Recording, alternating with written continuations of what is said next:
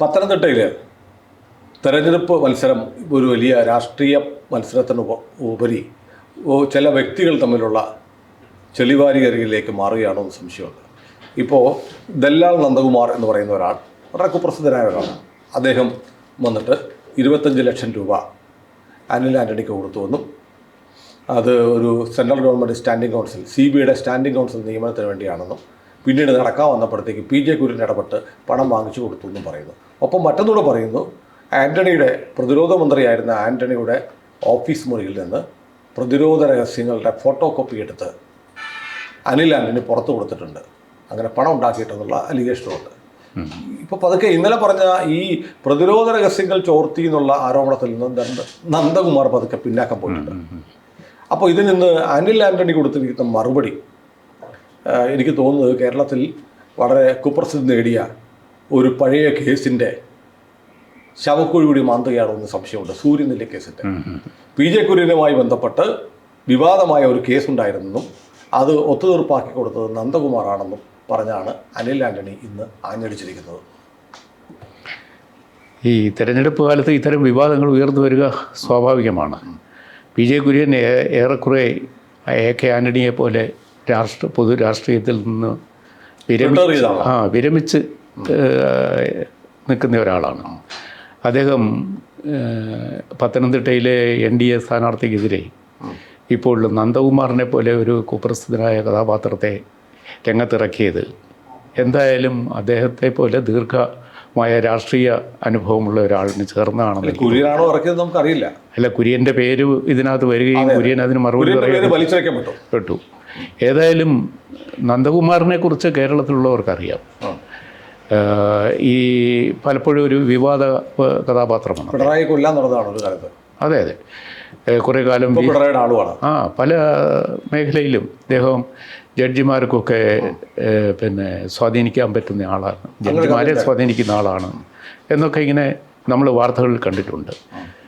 ഈ കഥാപാത്രം ഇപ്പോൾ അനിൽ ആൻ്റണിക്കെതിരെ തിരിയുകയും കേന്ദ്ര പ്രതിരോധ രഹസ്യം AK ആൻ്റണി പ്രതിരോധ മന്ത്രിയായിരുന്നപ്പോൾ മകനെന്ന സ്വാതന്ത്ര്യവും സ്വാധീനവും ഉപയോഗിച്ച് ചോർത്തിക്കൊടുത്ത് കാശ് വാങ്ങി എന്നൊക്കെ പറയുമ്പോൾ അപ്പോൾ ആൻ്റണി കൂടെ ഈ വിവാദത്തിൽ അത് മാത്രമല്ല, അത് കോൺഗ്രസിനല്ലേ അതിൻ്റെ തിരിച്ചടി ഉണ്ടാകുക.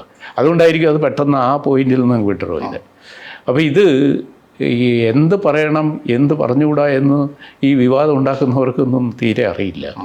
അപ്പോൾ വരുന്നത് വരട്ടെ എന്ന് വിചാരിച്ച് എല്ലാം ഇങ്ങനെ വെട്ടി തുറന്ന് പറയുമ്പോൾ ഇതിനകത്ത് സത്യമേത് കള്ളമേത് എന്ന് നമുക്ക് തിരിച്ചറിയാൻ വിഷമമുണ്ടാവും.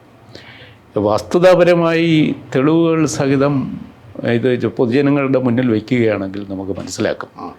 ഇല്ലെങ്കിൽ ഇത് നിയമപരമായി കോടതിയെ സമീപിച്ച് ഈ തെളിവുകളുമായിട്ട് കോടതിയിൽ പോകണം. ഇതൊന്നും ചെയ്യാതെ ഇത് പൊതുജനങ്ങളുടെ മുമ്പിൽ വോട്ട് ചെയ്യാൻ പോകുന്ന ജനങ്ങളെ കൺഫ്യൂസ് ചെയ്യുവാൻ പല വിവാദങ്ങൾ കൊണ്ടുവരികയാണ്. അല്ല, അനിൽ ആൻ്റണി എന്ന് പറഞ്ഞിരിക്കുന്നത് ഗുരുതരമായ ചില ആരോപണങ്ങളുണ്ട്. ഉമ്മൻചാണ്ടി, KK കരുണാകരൻ, AK ആൻ്റണി ഇവരെയൊക്കെ ബാക്ക് സ്റ്റാബ് ചെയ്ത പാരമ്പര്യമുള്ള ആളാണ് കുര്യൻ. കുര്യൻ്റെ പേരും പറഞ്ഞാണ് ഈ നന്ദകുമാർ ഒരു റെസ്റ്റോറൻറ്റിൽ വെച്ചിട്ട് തന്നെ വന്ന് കണ്ടത്. എന്നിട്ട് ഫോണിൽ കുര്യനുമായിട്ട് സംസാരിക്കുകയും ചെയ്തു. പിന്നീട് ഇയാൾ വന്നിട്ട് ആവശ്യപ്പെടുന്ന ചില ജഡ്ജിമാരുടെ സ്ഥലം മാറ്റത്തിനൊക്കെ ഇടപെട്ട് സഹായിക്കണം എന്ന് പറഞ്ഞാണ്. അപ്പോൾ തന്നെ ഇയാളെ പറഞ്ഞു വിട്ടു, എനിക്ക് അതിനുള്ള സ്വാധീനമൊന്നുമില്ല എന്ന് പറഞ്ഞ് ഒഴിവാക്കി. പക്ഷേ കുര്യനെ വല്ലാതെ ഡിഫെയിം ചെയ്യാൻ വേണ്ടി ഒരു കുപ്രസിദ്ധമായ കേസിൽ നിന്ന് എങ്ങനെയാണ് ഇയാൾ രക്ഷപ്പെട്ടത്, അത് ദല്ലാൽ നന്ദകുമാറാണ് രക്ഷപ്പെടുത്തിയെന്ന് പറയുമ്പോൾ സ്വാഭാവികമായും ഈ ചരിത്രവും ഒക്കെ അറിയാമെന്ന് നമ്മൾ സംശയിക്കുമ്പോൾ സൂര്യനെല്ലി കേസാണെന്ന്. സൂര്യനെല്ലി കേസിൽ ഇദ്ദേഹത്തിൻ്റെ പേര് പറഞ്ഞിരുന്നു. ആ പെൺകുട്ടി ബാജി എന്ന പേരിൽ വന്നത് PJ കുര്യനാണെന്ന് ഫോട്ടോ കണ്ട് തിരിച്ചറിഞ്ഞു എന്നൊക്കെയായിരുന്നു കേസ്. പക്ഷേ വളരെ ദുരൂഹമെന്ന് പറയുന്നില്ല, നിയമ നടപടികളുടെ ഭാഗമായി എല്ലാ കോടതികളിൽ നിന്നും തന്നെ പ്രതിസ്ഥാനത്ത് നിന്ന് ഒഴിവാക്കണം എന്നുള്ള PJ കുര്യൻ്റെ അപേക്ഷ താഴെ കോടതി മുതൽ സുപ്രീം കോടതി വരെ അംഗീകരിച്ച് അദ്ദേഹം പ്രതിയേ ആയില്ല, വിചാരണ നേരിടേണ്ടി വന്നില്ല. അതിൻ്റെ പിന്നിലാണ് ജഡ്ജിമാരുടെ സ്ഥലം മാറ്റങ്ങളിലും വിധികളിലുമൊക്കെ ഇടപെടാൻ ശേഷിയുണ്ടെന്നുള്ള ആരോപണം നേരിടേണ്ടി വന്ന നന്ദകുമാർ ഉണ്ടെന്ന് ഇപ്പോൾ അനിൽ ആൻ്റണി പറയുന്നത്. അപ്പോൾ അതിൻ്റെ ഒരു ഗ്രാവിറ്റി വലുതാണ്. മാത്രമല്ല, സാർ ഓർക്കുന്നുണ്ടല്ലോ ഈ അലിബി എന്ന് പറഞ്ഞൊരു വാദമുണ്ടല്ലോ നിയമത്തിൽ. അപ്പോൾ ഈ പറയുന്ന സംഭവത്ത് പീരുമേട്ടിൽ നടക്കുമ്പോൾ PJ കുര്യൻ അവിടെ ഉണ്ടായിരുന്നില്ല, പെരുന്നയിലായിരുന്നു എന്ന് സുകുമാരൻ നായർ സാക്ഷി പറയുന്നു. അതൊരു അലിബി. ആ പറയുന്ന സ്ഥലത്ത് ഇവിടെ ഉണ്ടായിരുന്നു എന്നുള്ള സാക്ഷിമൊഴിയൊക്കെ രേഖപ്പെടുത്തിയിട്ടാണ് ഇദ്ദേഹം എക്സോണറേറ്റ് ചെയ്യപ്പെടുന്നുണ്ട്. അപ്പോൾ അലീബി എന്നുള്ള വാക്ക് മലയാളികളും വ്യാപകമായി കേൾക്കുന്നതും ഈ കേസിലാണ്. അപ്പോൾ ഒരുപക്ഷെ നിരപരാധിത്വം തെളിയിക്കപ്പെട്ട് നിൽക്കുന്ന ഒരാളാണ് പി ജെ കുര്യൻ. അദ്ദേഹത്തിന്റെ ആ ഇമേജിന് കൂടി ക്ഷതം സംഭവിക്കുന്ന തരത്തിലേക്ക് അത് അനിൽ നേരിട്ട് പറഞ്ഞിട്ടില്ല, പക്ഷെ ഇത് പറയുമ്പോഴും നമുക്കൊക്കെ അറിയാം ഏതാണ് കേസെന്ന്. അതെ, ഇത് ബൂമറാങ് ചെയ്യുകയാണ്. അതെ, ഇപ്പോൾ ആന്റണിയുടെ മകൻ എന്ന നിലയിൽ ആന്റണി പോലും അനിൽ ആന്റണിയെ സ്ഥാനാർത്ഥിയായിട്ട് അംഗീകരിച്ചിട്ടില്ല. അതെ, ഇപ്പോൾ കോൺഗ്രസ് രാഷ്ട്രീയത്തിന്റെ പിന്നാലെ പി ജെ കുര്യനും ഇത് ഏറ്റെടുത്ത് ഇത്തരം ഒരു സന്ദർഭത്തിൽ രംഗത്ത് വരികയാണെങ്കിൽ അത് പി ജെ കുര്യന് തന്നെ തിരിച്ചടിക്കുകയാണ്. അതെ അതെ, പി ജെ കുര്യൻ ഇപ്പോൾ അനിൽ ആന്റണിയെ കണക്ട് ചെയ്ത് കൊടുത്ത ആള്, നന്ദകുമാറിനെ കണക്ട് ചെയ്ത് കൊടുത്ത ആള് പി ജെ കുര്യൻ. അതെ അതെ. ഈ മാത്രമല്ല വന്നിട്ട് പഴയ കുഴിച്ചുമൂടപ്പെട്ട ഒരു കേസിന്റെ കുഴിമാടം ഇപ്പോൾ അനിൽ ആന്റണി മാന്തിയെടുക്കുകയും ചെയ്യുന്നു. അപ്പോൾ ഇത് പി ജെ കുര്യനും നല്ലതല്ല. ഈ ആരോപണങ്ങളും പ്രത്യാരോപണങ്ങളും ഞാൻ ആദ്യം പറഞ്ഞതുപോലെ തെളിയിക്കാനും അതിൻ്റെ തെളിവുകൾ ജനസമക്ഷം സമർപ്പിക്കാനും പറയുന്നവർക്ക് ബാധ്യതയുണ്ട്. അതില്ലാത്തടത്തോളം കാലം ഇതുപോലെ ഇങ്ങനെ അന്തരീക്ഷത്തിൽ ദുരാരോപണങ്ങൾ ഇങ്ങനെ തട്ടിവിട്ടാൽ അത് ഇലക്ഷനെ പാവപ്പെട്ട ജനങ്ങളെ കൺഫ്യൂസ് ചെയ്യാം. അതെ, നമുക്ക് കുര്യൻ്റെ കാര്യത്തിൽ പറയാം, സുപ്രീം കോടതി വരെ ഡിസ്ചാർജ് ചെയ്ത സ്ഥിതിക്ക് അദ്ദേഹം നിരപരാധിയാണ്. ആ കേസാണ് വീണ്ടും അനിൽ ആന്റണി വലിച്ചിട്ടത്. അതിന് കാരണം പറയുന്നത് പി ജെ കുര്യൻ്റെ ശിഷ്യനാണ് ആന്റോ ആന്റണി. ആന്റോ തോൽക്കുമെന്ന് പറഞ്ഞപ്പോൾ വ്യാജ ആരോപണങ്ങളുമായി എന്നെ തകർക്കാൻ കുര്യൻ വന്നിരിക്കുകയാണ് എന്നാണ് അനിലിൻ്റെ വാദം. അത് ശരിയായി. ഇപ്പോൾ പത്തനംതിട്ട കോൺഗ്രസിൻ്റെ ഒരു സ്വാധീന മണ്ഡലമാണ്. അവിടെ നിലവിലെ എം പിക്ക് ചില തിരിച്ചടികൾ നേരിടുന്നു. അതിന് പ്രധാനപ്പെട്ട കാരണം അനിൽ ആന്റണിയുടെ സ്ഥാനാർത്ഥിത്വമാണ്.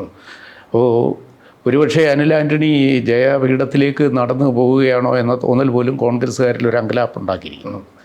അതിനെ എങ്ങനെ പ്രതിരോധിക്കാം എന്ന് ഈ 26-ാം തീയതി വരെ ഇതുപോലെ പല ആരോപണങ്ങളും നമ്മൾ ഇനിയും കേൾക്കേണ്ടി വരുമായിരുന്നു. ഇതിനകത്ത് ആന്റണിയും പെട്ടുപോകുന്നില്ലേ സാർ?